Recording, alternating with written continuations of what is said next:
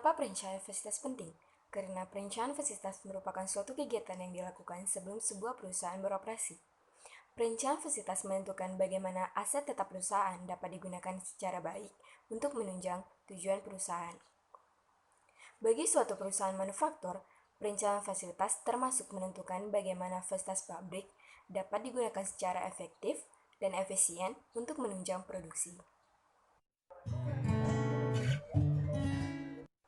Di dalam perencanaan fasilitas pabrik, ada dua pokok yang akan dibahas. Yang pertama, perencanaan lokasi pabrik, yaitu penempatan lokasi di mana fasilitas-fasilitas akan ditempatkan. Pada penetapan lokasi pabrik ini akan memperhatikan interaksinya dengan customer, supplier, dan fasilitas-fasilitas pabrik lain yang terkait. Dan yang kedua, perencanaan fasilitas produksi, yang meliputi struktur desain, fasilitas layout design, dan material handling system design. Yang pertama, struktur desain. Struktur desain ini meliputi perancangan dan pendirian bangunan pabrik serta fasilitas-fasilitas penunjang lainnya seperti listrik, air, gas, dan lain-lain. Yang kedua, facility layout design. Pada facility layout design ini meliputi pengaturan tata letak mesin, peralatan, dan fasilitas lain yang ada dalam areal pabrik serta dibatasi oleh dinding-dinding pabrik. Dan yang ketiga, material handling system design. Pada material handling system design ini akan dirancang bagaimana pengaturan sistem untuk melakukan pemindahan material. Lokasi pabrik yang paling ideal terletak pada suatu yang memberikan total biaya produksi rendah dan keuntungan yang maksimal. Hal yang dipertimbangkan dalam pemilihan lokasi pabrik adalah dekat dengan lokasi bahan baku dan dekat dengan potensi pasar. Tata letak fasilitas pabrik adalah susunan mesin, area penyimpanan, dan atau area kerja yang berada dalam batas-batas struktur fisik, seperti toko retail, kantor, gudang, atau fasilitas manufaktur.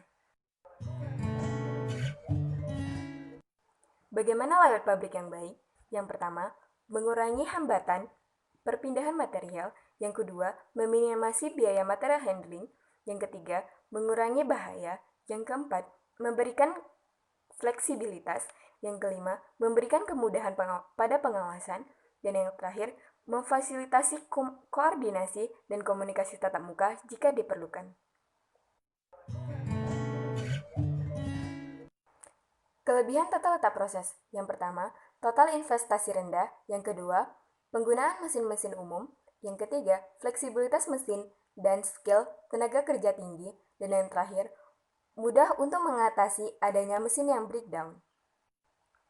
Kekurangan tata letak proses. Yang pertama, biaya material handling mahal atau tinggi. Yang kedua, kesulitan dalam melakukan keseimbangan lintasan. Yang ketiga, memerlukan area khusus untuk work in process storage. Dan yang terakhir, skill operator sangat diperlukan untuk menangani aktivitas yang berbeda-beda. Tata letak produk berdasarkan aliran produk yang akan dibuat. Tata letak produk digunakan untuk proses pembuatan produk dalam jumlah yang besar dengan variasi yang terbatas. Pengaturan fasilitas produksi di mana mesin diatur berdasarkan urutan proses produksinya. Ini adalah contoh tata letak produk, di mana mesin diatur berdasarkan urutan proses produksi, sehingga material handling bisa dilakukan dalam jarak yang sependek-pendeknya. Tata letak grup teknologi merupakan tata letak yang didasarkan pada pengelompokan produk atau komponen yang dibuat. Pada pengelompokan ini tidak berdasarkan pada kesamaan jenis produk akhir, akan tetapi berdasarkan pemrosesan, bentuk, mesin, dan peralatan yang dipakai. Bill of Material merupakan daftar komponen dari suatu produk lengkap yang memuat nama komponen, jenis material, spesifikasi, jumlah atau volume, dan lain-lain. BEP atau break-even point adalah total pendapatan yang didapatkan sama dengan biaya pengeluaran. Total keuntungan dan kerugian pada titik BEP adalah 0, yang mana pada titik ini adalah titik impas.